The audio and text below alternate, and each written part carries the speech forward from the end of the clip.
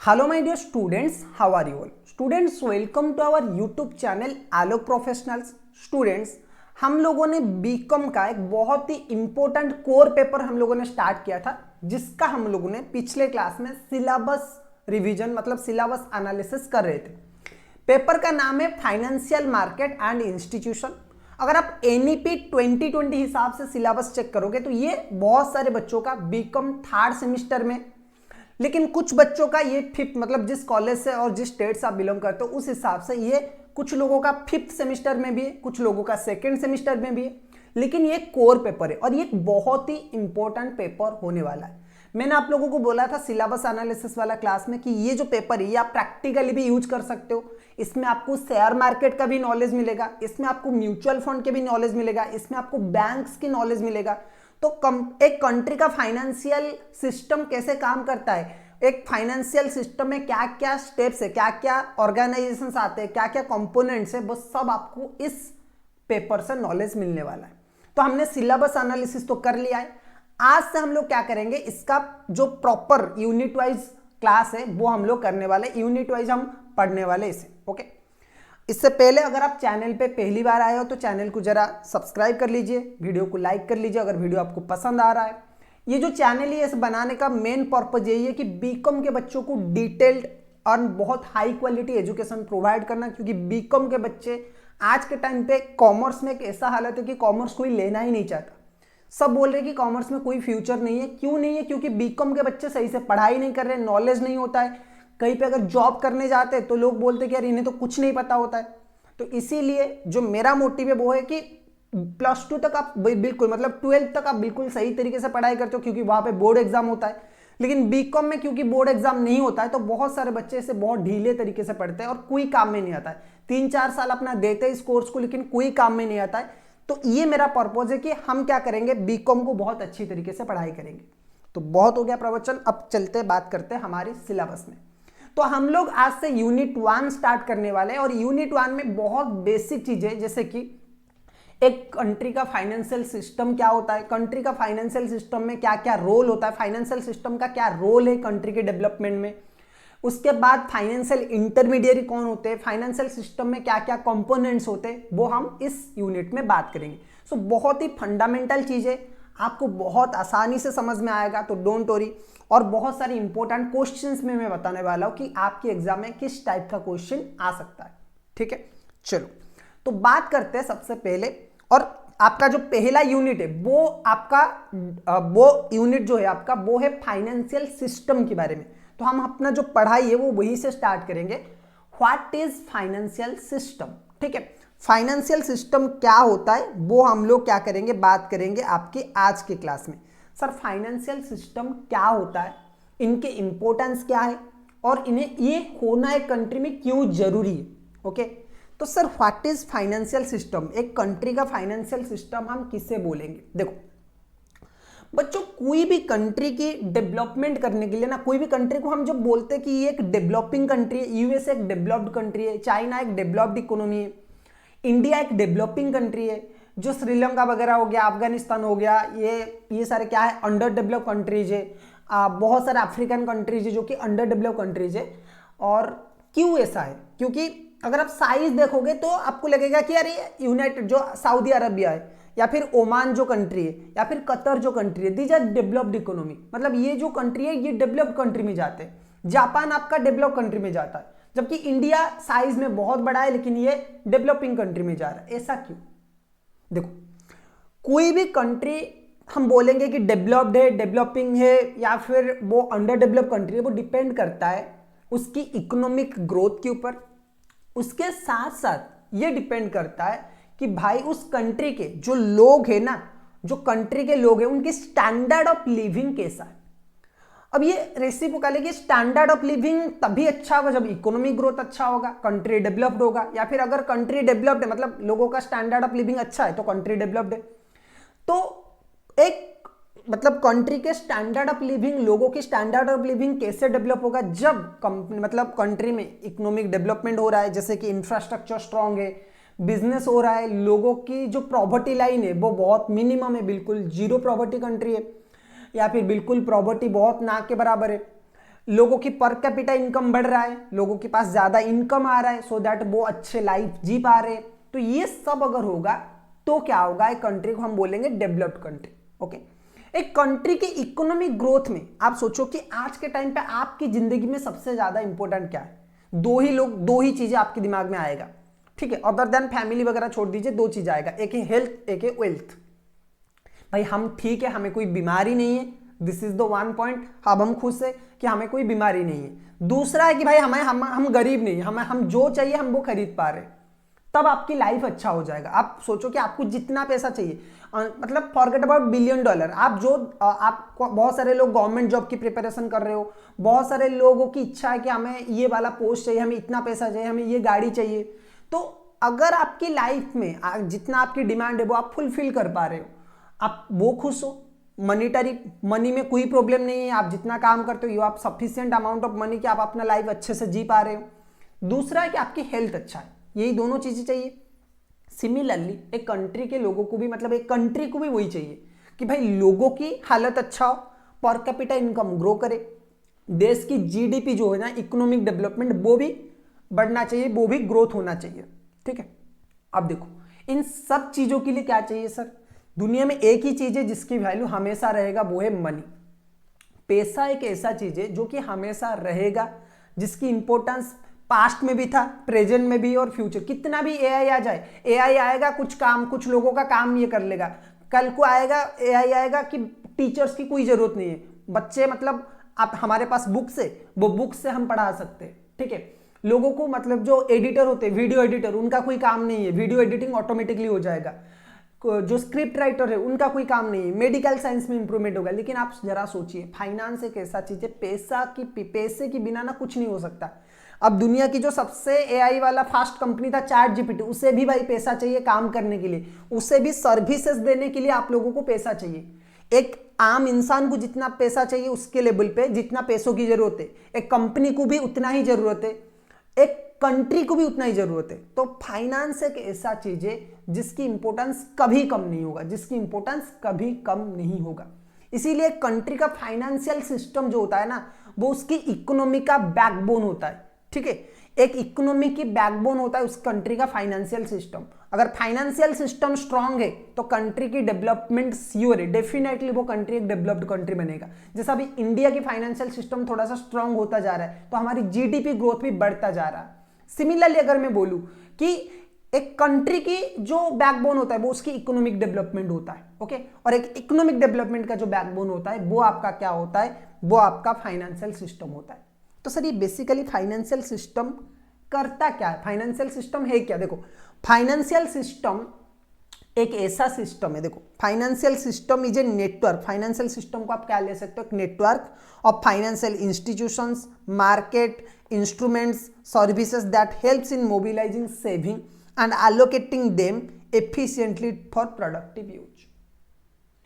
Financial system का काम क्या है, ये चेन है, ये बहुत सारे चीजों को लेके बना है। देखो अब मैं बोलता हूं कि इंडिया का डेवलपमेंट कैसे हो सकता है। सर इंडिया का डेवलपमेंट तभी होगा जब लोगों को जॉब्स मिलेंगे, जब लोगों के पास पैसा आएगा। लोगों के पास पैसा कैसा आएगा, कुछ काम करोगे, या तो आप बिजनेस करोगे या तो आप जॉब करोगे। तो चाहे आप जॉब करिए चाहे आप बिजनेस करिए, आपको पैसा चाहिए। तो सबसे इंपॉर्टेंट चीज है पैसा। लोगों के पास पैसा आएगा तभी इकोनॉमिक डेवलपमेंट होगा। पैसा सर आएगा कैसे, जॉब्स क्रिएट होना चाहिए, या तो गवर्नमेंट वो जॉब क्रिएट करेगा या तो प्राइवेट कंपनी जो होते हैं वो करेंगे। सर प्राइवेट कंपनी जॉब कैसे क्रिएट करेंगे, जब उनके पास काम होगा, जब वो बड़े बड़े प्रोजेक्ट्स करेंगे, जब वो एक्सपेंशन करेंगे तब काम होगा। सर काम कैसे होगा, काम बड़े बड़े प्रोजेक्ट्स करने के लिए क्या चाहिए, पैसा चाहिए। पैसा सर कहां से आएगा, पैसा या तो बैंक से मिलेगा या फिर तो गवर्नमेंट से, गवर्नमेंट उन्हें लोन देगा या तो बैंक उन्हें लोन देगा। सर बैंक कहां से लोन देगा, या फिर तो लोग देंगे उन्हें पैसा शेयर मार्केट में। सर बैंक कहां से पैसा देगा, बैंक के पास कहां से पैसा आएगा, लोग वहां पे डिपॉजिट करेंगे, ठीक है। तो यही एक चेन है जिसे बोला जाता है फाइनेंशियल सिस्टम। देखो शुरू कहां से हुआ था, मैं एक आम इंसान हूं देश का, ठीक है, मुझे चाहिए पैसा, मुझे अपनी लाइफ अच्छे से जीना है तो आई वांट मनी, मुझे पैसा चाहिए। पैसा कहां से मिलेगा, या तो मैं कोई काम करूंगा, जॉब करूंगा, या तो बिजनेस करूंगा। अभी मैं जॉब का बात कर रहा हूं, जो कि 90% इंडियंस की अभी मोटिव है कि हम जॉब करेंगे। जॉब अगर करूंगा, कहां पे करूंगा, गवर्नमेंट में या फिर प्राइवेट में। गवर्नमेंट हो चाहे प्राइवेट कंपनी हो, दोनों के लिए कोई काम होगा तभी तो वो मुझे काम देंगे ना। तो काम करने के लिए चाहिए क्या, उन्हें कुछ काम करना पड़ेगा, उन्हें प्रोजेक्ट्स वगैरह बनाना पड़ेगा, उन्हें अपनी बिजनेस सेटअप करना पड़ेगा। अगर बिजनेस सेटअप करना है तो उसके लिए चाहिए पैसा, चाहे गवर्नमेंट हो प्राइवेट हो। पैसा कहां से आएगा सर, पैसा आएगा या तो बैंक से या तो आम जनता से। तो लोग कहां से पैसा देंगे, लोगों के पास अगर सेविंग होगा। तो फाइनेंशियल सिस्टम बेसिकली करता क्या है भाई, फाइनेंशियल सिस्टम क्या करता है ना, जिन लोगों के पास पैसा है, जिन्होंने अपना पैसा बचा के रखा है, सेविंग करके रखा है, वो पैसा वो उन लोगों को देता है जो कि पैसा जनरेट कर सकते, जो कि पैसे को इन्वेस्टमेंट करते, जो कि बिजनेस करते। ठीक है, यही एक फाइनेंशियल सिस्टम का काम है। ठीक है, अब इसमें बहुत सारी चीजें आता है। आप चाहे स्टॉक मार्केट ले लो, आप चाहे बैंक ले लो, आप चाहे कोई म्यूचुअल फंड वगैरह ले लो, सब इसी में आते। ठीक है, फाइनेंशियल सिस्टम करता क्या है, फाइनेंशियल सिस्टम का जो सबसे बड़ा काम है, financial system helps in creating capital by converting saving into investment. Financial system का जो एक काम है वो ये है कि भाई लोगों की सेविंग्स को इन्वेस्टमेंट में कन्वर्ट करना, यही फाइनेंशियल इंस्टीट्यूशन का काम है। It helps, it provides channels through which fund move from the saver or lenders to borrower or investors and ensure smooth functioning of economy। Financial system सिर्फ एक चीज देखता है कि भाई ये एक सिस्टम चैनल प्रोवाइड करता है। चैनल मतलब बैंक हो सकता है, स्टॉक मार्केट हो सकता है, ओके, या फिर म्यूचुअल फंड हो सकता है, या फिर कुछ और हो सकता है, जिसके थ्रू क्या करते हैं, पैसा, जो जिनके पास पैसा है, जो सेवर्स है, वो क्या करते हैं, जिन्हें पैसे की जरूरत है उन्हें देता है। ठीक है, अब उससे क्या होगा कि जिसे पैसा चाहिए वो अपने बिजनेस में लगाएगा, वो पैसा जनरेट होगा, फिर दूसरे लोगों को मिलेगा। मैं क्या करूंगा, देखो मैंने एक कंपनी में जॉब किया, ठीक है, private, suppose Reliance industry, Mukesh Ambani की कंपनी में मैंने जॉब किया। मेरी सैलरी थी महीने का 1 लाख, ओके। अब 1 लाख रुपए में मैंने जॉब किया, वो पैसा मेरे पास आया। मैं क्या करूंगा, वो पैसे को खर्च करूंगा अपनी डेली लाइफ में, और कुछ पैसा बचा के रखूंगा।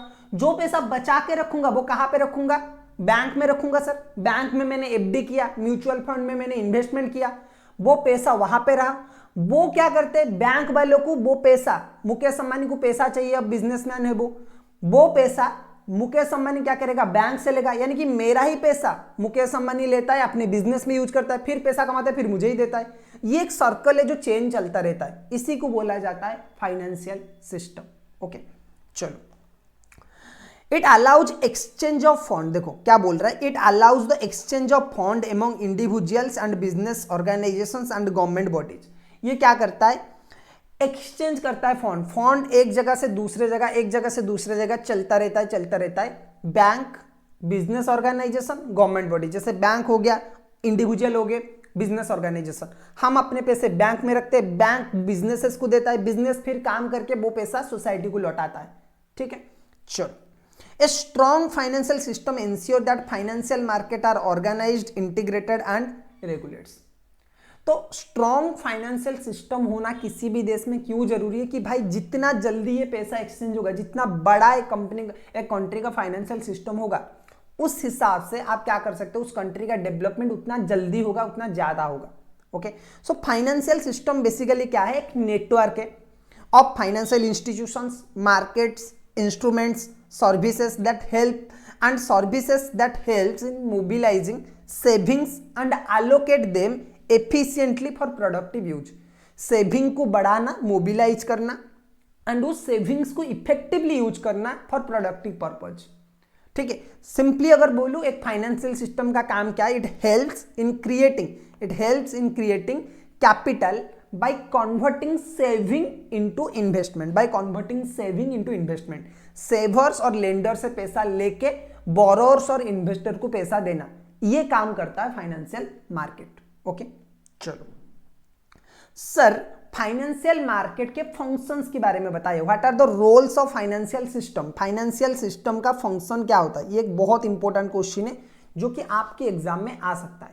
फाइनेंशियल मार्केट का फंक्शन क्या है और रोल क्या है। देखो, the primary function of financial system is to provide, financial system का रोल और फंक्शन क्या है। The primary function of a financial system is to provide link between saving and investment. जैसे मैंने बोला कि पहला काम तो ये है कि भाई सेविंग्स को इन्वेस्टमेंट में कन्वर्ट करना। सेवर्स और जो लोगों के पास पैसा है, लेंडर्स, उनका पैसा बोरोवर्स और इन्वेस्टर को देना, यही काम है primary responsibility of financial system. Financial system apart from performing the primary function renders a number of useful services. अच्छा, क्या क्या है फाइनेंशियल सिस्टम का? The financial system perform the following functions. क्या क्या फंक्शंस है? पहला है link between saver and investor.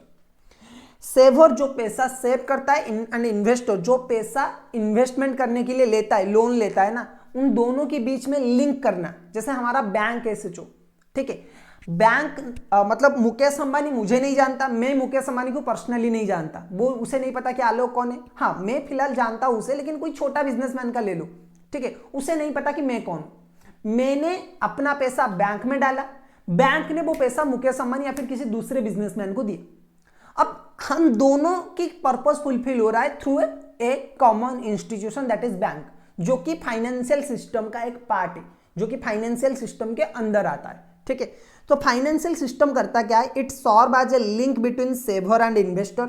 It helps in utilising the mobilised savings of the scatter saver in more efficient and effective manner.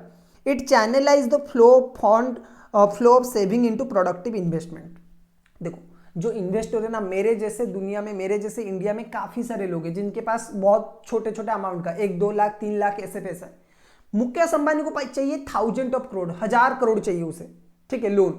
तो मैं तो नहीं दे सकता, लेकिन बहुत सारे लोगों की, स्कैटर इन्वेस्टर को एक जगह लाना, वो फाइनेंशियल सिस्टम का काम है। क्योंकि हम सारे के सारे अपना पैसा लेके कहीं ना कहीं बैंक में रखते हैं, और बैंक के पास बहुत फंड होता है, बैंक के पास बहुत ज्यादा फंड होता है। वो फिर क्या करते हैं? वो फंड किसी बिजनेसमैन को देते। तो ये क्या करता है? Link between saver and investor. It serve as a link between saver and investor. It helps in utilizing the mobilized saving of the scatter saver in more efficient and effective manner.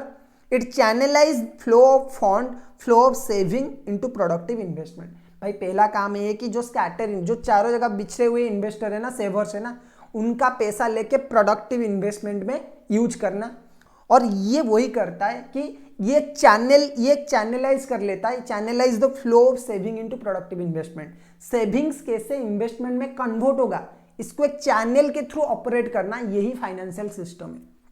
दूसरा, assets in selection of the projects, assets in selection of the project. It assists in selection of the project to finance and also review the performance of the project periodically.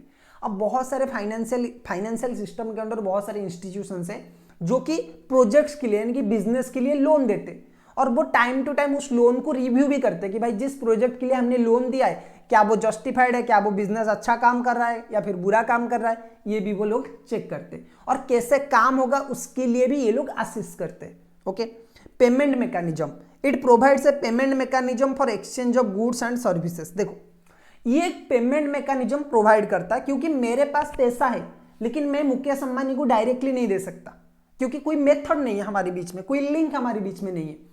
तो ये एक payment method system, payment method बना लेता है कि भाई मैं यहां पे बैठ के भी, मैं उड़ीसा में बैठ के भी, मैं मुंबई में या फिर बाहर फॉरेन में किसी को फंड दे सकता हूं, ठीक है। तो ये भी है। जैसे पेमेंट मेथड आप देख लो, आज के टाइम पे यूपीआई वगैरह है, ये सब किसके थ्रू आते हैं? फाइनेंशियल सिस्टम के अंडर ही आते हैं। ओके, यूपीआई हो गया, आपका फोन पे, गूगल पे, जो भी हो गया, आपका क्रेडिट वगैरह हो गया, लोन वगैरह लेना वो हो गया, ये सब फाइनेंशियल सिस्टम के अंदर आते हैं। ट्रांसफर ऑफ द रिसोर्सेस, देखो, ट्रांसफर ऑफ द रिसोर्सेस का मतलब क्या है? It provides a mechanism for transfer of resources across the geographical boundaries. मैंने बोला कहीं पे भी कोई भी बिजनेसमैन हो, इंडिया के किसी भी कोने में कोई भी सेवर हो, उसका पैसा किसी भी कोने में किसी भी बिजनेस बाउंड्री में लग सकता है। आप कहीं पे भी हो, आप रिलायंस में, रिलायंस की स्टॉक अगर आप खरीद लेते हो ना, शेयर मार्केट में जाके रिलायंस के शेयर आप खरीद लेते हो, तो आपने रिलायंस को पैसा दिया, बिजनेस करने के लिए आपने रिलायंस को पैसा दिया। आप कहीं से भी वो खरीद सकते हो, कहीं पे भी रहो, इंडिया में रहो, इंडिया के बाहर रहो, कहीं पे भी रहो, आप आराम से खरीद सकते हो। तो ये बेनिफिट है फाइनेंशियल इंस्टीट्यूशन का, सर ये बेनिफिट है फाइनेंशियल सिस्टम का कि कोई जियोग्राफिकल बाउंड्री नहीं रहेगा, आप कहीं से भी रिसोर्सेस गेन कर सकते हो। Okay, risk management and control, it provides a mechanism for managing and controlling the risk involve in mobilising, saving and allocating credit. देखो, ये क्या करता है ना, रिस्क कंट्रोल करता है। आप किसी को पैसा दोगे, भाई मिलने का चांस क्या है, प्राइवेट लेंडर आपने देखा होगा, किसी ने आपसे पैसा लिया वो नहीं दे रहा है, उससे निकालना बहुत मुश्किल हो रहा है। लेकिन फाइनेंशियल सिस्टम में कुछ ऐसे ऑर्गेनाइजेशन है जो कि ये रिस्क क्या करते हैं, एलिमिनेट करते, इस रिस्क को मैनेज करते। आपने अपना पैसा बैंक में रखा, अब बैंक किसी को लोन दे रहा है तो वो रिस्क किसका है, बैंक का है, आपका तो नहीं है, आपका पैसा तो आपका लगा रहा। आपने बैंक में एफडी किया और आपको मिल रहा है 7% का इंटरेस्ट, आपने बैंक में एफडी किया और आपको मिल रहा है 7% का इंटरेस्ट, 7% का इंटरेस्ट आप लोगों को मिल रहा है।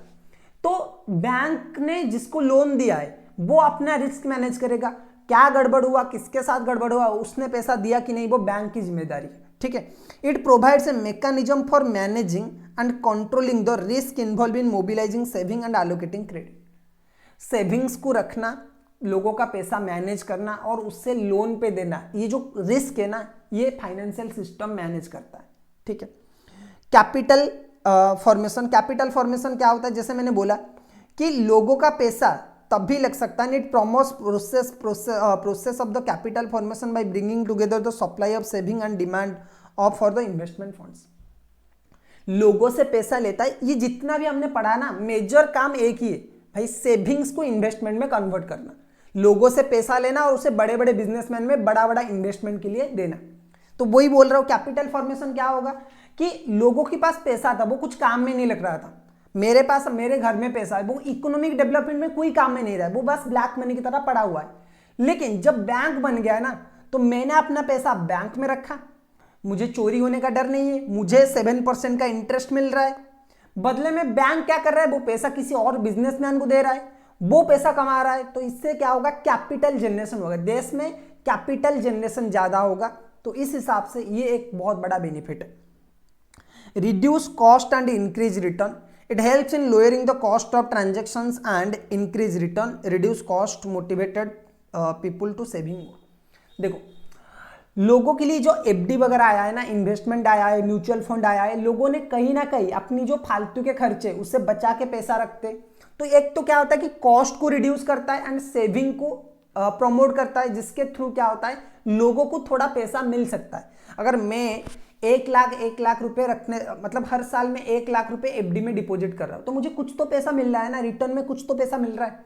ठीक है, लेकिन अगर वही पैसा मैं सिर्फ घर में रखूंगा, या तो उसे खर्च कर दूंगा, या तो मैं क्या करूंगा, या तो वो पैसा मैं खर्च करूंगा, या तो वो पैसा मैं क्या करूंगा, मतलब सिर्फ वो पैसे का कोई ग्रोथ नहीं होगा, वो पैसा सिर्फ घर में पड़ा रहेगा, कोई ग्रोथ नहीं होगा। लेकिन यहाँ पे मुझे रिटर्न मिल रहा है, मुझे इंटरेस्ट मिल रहा है, और वो पैसा क्या हो रहा है, काम में लग रहा है, तो मैं वो पैसा खर्च भी नहीं कर रहा हूं। तो यहाँ पे कॉस्ट को रिड्यूस कर रहा है और आपका जो रिटर्न है उसे इंक्रीज कर रहा है। अच्छा, provide detailed information, it provide detailed information to the operator and player in the market such as individual, business houses and government. अब सबको डिटेल इन्वेस्टमेंट मतलब डिटेल्स मिल जाता है कि भाई आपका पैसा कहाँ पे लगा हुआ है, आपने कितना पैसा इन्वेस्टमेंट किया है, आपकी रिटर्न क्या है। गवर्नमेंट को भी टाइम टू टाइम इन्फॉर्मेशन मिलता है, बिजनेसमैन जो होते हैं उन्हें भी टाइम टू टाइम इन्फॉर्मेशन मिलता है। जैसे मैंने बोला ना कि फाइनेंशियल सिस्टम है, यहाँ पे लिखा हुआ था देखो कि फाइनेंशियल इंस्टीट्यूशंस मतलब बैंक हो गया, आपका शेयर मार्केट जो एनएसई बीएसई हो गए वो हो गए, मार्केट फाइनेंशियल मार्केट जो है वो आ जाएगा, इंस्ट्रूमेंट्स म्यूचुअल फंड हो गया, बॉन्ड हो गया, ये सब जो है वो भी आ जाएगा, एंड सर्विसेज, बहुत सारे सर्विसेज है जो भी प्रोवाइड किया जाता है जो कि फाइनेंशियल सिस्टम के पार्ट में आता है। तो यहाँ पे वही बोल रहा है कि भाई इंफॉर्मेशन प्रोवाइड करना भी एक काम है, ऐसा नहीं है कि फ्री में। Information time to time correct information provide करना, ये भी एक अच्छे फाइनेंशियल सिस्टम का काम है।